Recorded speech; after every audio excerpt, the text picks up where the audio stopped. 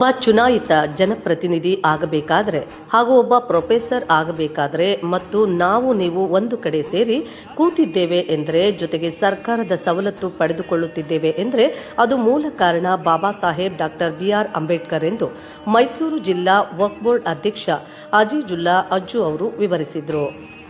ಮೈಸೂರಿನ ಹೃದಯ ಭಾಗವಾದ ರಾಜೇಂದ್ರ ನಗರ ಕೆಸರೆಯಲ್ಲಿರುವ ಡಾಕ್ಟರ್ BR ಅಂಬೇಡ್ಕರ್ ವಿದ್ಯಾರ್ಥಿ ನಿಲಯದಲ್ಲಿ ಸಮಿ ಅಜ್ಜು ಅವರ 43ನೇ ಹಬ್ಬದ ಅಂಗವಾಗಿ ನಿಲಯಕ್ಕೆ ನೂರಾರು ಕುರ್ಚಿಗಳನ್ನು ವಿತರಿಸಿ ಮಾತನಾಡಿದ ಜಿಲ್ಲಾ ಅಧ್ಯಕ್ಷರು ಡಾಕ್ಟರ್ BR ಅಂಬೇಡ್ಕರ್ ಅವರು, ಸಂವಿಧಾನದಲ್ಲಿ ಇಷ್ಟೊಂದು ಸೌಲಭ್ಯ ಹಾಗೂ ವಾತಾವರಣ ಹೀಗಿವೆ, ಆದರೆ ಅಂಬೇಡ್ಕರ್ ಅವರು ಸಂವಿಧಾನದ ಬಗ್ಗೆ ಬರೆಯದೇ ಇದ್ದಿದ್ದರೆ ಯಾವ ರೀತಿ ಇರುತ್ತಿತ್ತು ಎಂದು ಊಹೆ ಮಾಡಿಕೊಳ್ಳಿ ಎಂದು ಸಂವಿಧಾನದ ಶಕ್ತಿ ಹಾಗೂ ಮಹತ್ವದ ಬಗ್ಗೆ ತಿಳಿಸಿದರು.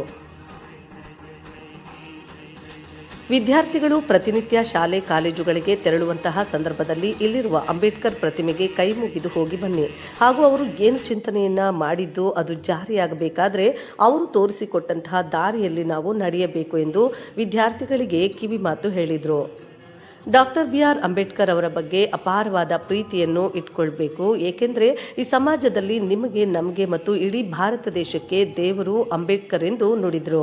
ಅಂತಹ ಮಹಾನ್ ಜ್ಞಾನಿಯ ತತ್ವ ಆದರ್ಶಗಳು ಮೈಗೂಡಿಸಿಕೊಂಡು ಸಮಾಜದಲ್ಲಿ ಒಂದು ಉತ್ತಮ ಸ್ಥಾನಮಾನಕ್ಕೆ ಹೋಗುವಂತಹ ಕಾರ್ಯಕ್ಕೆ ಮುಂದಾಗಿ ಎಂದು ವಿದ್ಯಾರ್ಥಿಗಳಿಗೆ ಹೇಳಿದರು.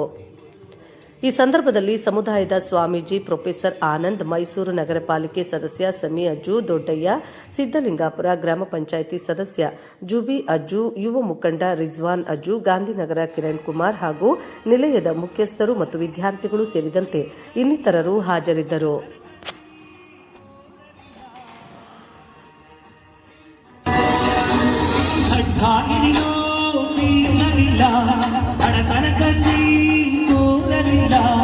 ನೀನು ಓದಿಸಾಣೆ ಹಿಡಿದ ಶಾಸ್ತ್ರಗಳು, ಅವು ಕಲಿಸಿಕೊಂಡವಯ್ಯ ಎಲ್ಲ ಪುಸ್ತಕಗಳು. ನೀನು ಓದಿಸಾಣೆ ಹಿಡಿದ ಶಾಸ್ತ್ರಗಳು, ಅವು ಕಲಿಸಿಕೊಂಡವಯ್ಯ ಎಲ್ಲ ಪುಸ್ತಕಗಳು. ಯೋಗವೆಂದು ಯೋಗ್ಯವೆಂದು ಅನುಭವಿಸಿದ ಸಾಲವೆಂದು ಸಾಧಿಸುವ ವೇದಿಗಳ ಕೂಟ. ನನ್ನ ದೇವರೆಂದೇ ಜನರಿದ್ದರೆ ನನ್ನ ಬೆನ್ನ ಹಿಂದೆ ಹೋರಾಡಲು ನಾನೆಂದು ಮುಂದೆ. ಈ ದೇವರು ಮಾಡಿದ ನಾವಿರುವುದುಂಟೇನು, ಈ ಮಣ್ಣಲ್ಲಿ ಹುಟ್ಟಿದ ಋಣವ ನಾ ಮರೆಯುವುದುಂಟೇನು. ಆಗದು ಜನರಿಂದ ನಾನು ಬೇರೆ ಬಂದೆ, ಜನರನ್ನೇ ನನ್ನ ದೇವರೆಂದೆ. ಜನರಿಂದ ನಾನು ಬೇರೆ ಬಂದೆ, ಜನರಿಂದ ನಾನು ಬೇರೆ ಬಂದೆ. ಈ ದೇವರು ಮಾಡಿದ ನಾವಿರುವುದುಂಟೇನು, ಈ ಮಣ್ಣಲ್ಲಿ ಹುಟ್ಟಿದ ಋಣವ ನಾ ಮರೆಯುವುದುಂಟೇನು. ನಮ್ಮ ವಾರ್ಡಲ್ಲಿ ಎಲ್ಲ ಸಮಾಜದವರು ಆಚರಣೆ ಮಾಡ್ತಾರೆ, ಅದಕ್ಕೆ ಅವ್ರ ಕೆಲಸ ಕಾರಣ. ನಮಗೆ ಇವತ್ತಿ ಕಾರ್ಯಕ್ರಮಕ್ಕೆ ಪೂಜಾ ಸ್ವಾಮೀಜಿಯವರು ಬಂದವ್ರೆ. ಅದೇ ರೀತಿ ನಮ್ಮ ಅಜ್ಜು ಬ್ರದರ್ಸ್ಗೆ ಒಬ್ಬರು ಬ್ರದರ್ಸ್ ದೊಡ್ಡವರು ಪ್ರೊಫೆಸರ್ ಆನಂದಣ್ಣ ಅವರು. ಸಮಿ ಕಾರ್ಪೊರೇಟರ್ ಆಗಬೇಕಾದ್ರೆ, ಆನಂದಣ್ಣ ಪ್ರೊಫೆಸರ್ ಆಗಬೇಕಾದ್ರೆ, ದೊಡ್ಡಯ್ಯ ಅವ್ರು ಇರಬೇಕಾದ್ರೆ, ನೀವು ನಾವೆಲ್ಲ ಇಲ್ಲಿ ಕೂತಿರ್ಬೇಕಾದ್ರೆ ಸರ್ಕಾರದಿಂದ ಈ ಸೌಲಭ್ಯ ಸಿಗ್ತಿರೋದಕ್ಕೆ ಕಾರಣ ನಮ್ಮ ಬಾಬಾ ಸಾಹೇಬ್ ಅಂಬೇಡ್ಕರ್ ಅವರು.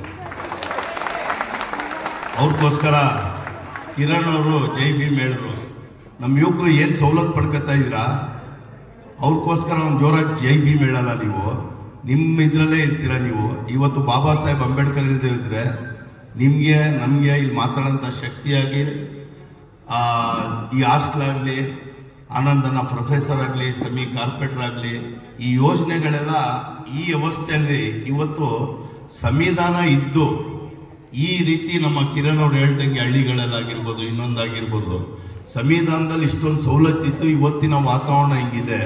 ಸಂವಿಧಾನ ಬಾಬಾ ಸಾಹೇಬರು ಬರೀದೇ ಹೋದ್ರೆ, ಈ ಸವಲತ್ತುಗಳು ಸಿಗದೆ ಹೋದ್ರೆ, ರಿಸರ್ವೇಷನ್ಗಳು ಇಲ್ಲದೆ ಹೋಯ್ತಿದ್ರೆ ನಮ್ಮ ಪರಿಸ್ಥಿತಿ ಯಾವ ರೀತಿ ಇರ್ತಿತ್ತು ಅಂತೇಳಿ ಒಂದ್ಸಲ ನೀವುಗಳು ಯೋಚನೆ ಮಾಡಬೇಕಾಗ್ತದೆ. ಈ ಸಿಗ್ತಿರೋ ಸವಲತ್ತು ಬಗ್ಗೆ ನಾವು ಅವ್ರಿಗೆ ಎಷ್ಟೇ ಡೈಲಿ ಹೋಗುವಾಗ, ನೀವು ಇದು ಯಾಕೆ ಹಾಕಿದ್ದೀವಿ ಅಂದರೆ, ನೀವು ವಿದ್ಯಾರ್ಥಿಗಳಿಗೆ ಹೋಗುವಾಗ ಅವ್ರ ಆಶೀರ್ವಾದ ಪಡ್ಕೊಂಡು ಹೋಗ್ಬೇಕು. ನೀವು ಕಾಲೇಜ್ಗಳಿಗೆ ಬಂದಮೇಲೆ ಅವ್ರಿಗೆ ಕೈ ಮುಗಿಬೇಕು. ಅವ್ರು ಏನು ಚಿಂತನೆ ಮಾಡಿದ್ರು ಅದು ಜಾರಿ ಆಗಬೇಕಾದ್ರೆ ಅವ್ರು ಕೊಟ್ಟಂತ, ತೋರಿಸ್ಕೊಟ್ಟಂಥ ದಾರಿಯಲ್ಲಿ ನಾವು ನಡಿಬೇಕು. ಅವ್ರಿಗೋಸ್ಕರ ಜೋರಾಗಿ ಒಂದ್ಸಲ ಜೈ ಭೀಮ್ ಹೇಳಿ, ಜೈ ಭೀಮ್. ಇವಾಗ ಅವಾಗ ಕಿರಣ್ ಹೇಳಿದ್ರಲ್ಲ, ಅವಾಗ ಬಂದಿಲ್ಲ. ದೊಡ್ಡಯ್ಯನ ಬಗ್ಗೆ ಇಟ್ಟಿರೋಂಥ ಪ್ರೀತಿ ನೀವು ಬಾಬಾ ಸಾಹೇಬ್ ಅಂಬೇಡ್ಕರ್ ಬಗ್ಗೆ ಜಾಸ್ತಿ ಇಟ್ಟಿರ್ಬೇಕು. ಆ ಬಾಬಾ ಸಾಹೇಬ್ ಅಂಬೇಡ್ಕರ್ ಸಂವಿಧಾನ ಕೊಟ್ಟದಕ್ಕೆ ದೊಡ್ಡಯ್ಯ ಅವರು ಆ ಪೋಸ್ಟ್ ಬಂದವ್ರೆ. ಅವ್ರ ಬಗ್ಗೆ ಏನ್ ಪ್ರೀತಿ ಇದ್ದೀರಾ ಅದರಷ್ಟು 10 ವರ್ಷ ಜಾಸ್ತಿ ನೀವು ಬಾಬಾ ಸಾಹೇಬ್ ಅಂಬೇಡ್ಕರ್ ಬಗ್ಗೆ ಪ್ರೀತಿ ಇಟ್ಕೋಬೇಕಾಯ್ತದೆ. ಯಾಕಂತ ಹೇಳಿದ್ರೆ ಈ ಸಮಾಜದಲ್ಲಿ ಇವತ್ತು ನಮ್ಗೆ ನಿಮ್ಗೆ ಯಾರ ಈ ಭಾರತದಲ್ಲಿ ನಾವು ದೇವರಿದ್ದಾರೆ ಅಂದ್ರೆ ಅದು ಬಾಬಾ ಸಾಹೇಬ್ ಅಂಬೇಡ್ಕರ್. ಇವತ್ತು ಯಾಕಂತ ಹೇಳಿದ್ರೆ ನನ್ನ ರಾಜಕೀಯ ಜೀವನ ಶುರು ಆಗಿದ್ದು ನಾವೆಲ್ಲ ನಮ್ಮ ಕುರಿಮಂಡಿ ಸರ್ಕಲಲ್ಲಿ ನಮ್ಮ ತಂದೆ ಆವಾಗ ಒಂದು 800 ರೂಪಾಯಿಗೆ ಒಂದು ಕುಂಟೆ ಜಾಗ ತಗೊಂಡಿದ್ರು. ಆ ಜಾಗದಲ್ಲಿ ನಾವೆಲ್ಲ ಆನಂದಣ್ಣವ್ರ ಯುವಕರು, ನಾವೆಲ್ಲ ಚಿಕ್ಕವರು ಅಲ್ಲಿ ಅಂಬೇಡ್ಕರ್ ಜಯಂತಿ ಮಾಡ್ತಿದ್ದೋ. ಅವಾಗ ನಾನು ರಾಜಕೀಯ ಶುರು ಮಾಡಿದ್ದೆ.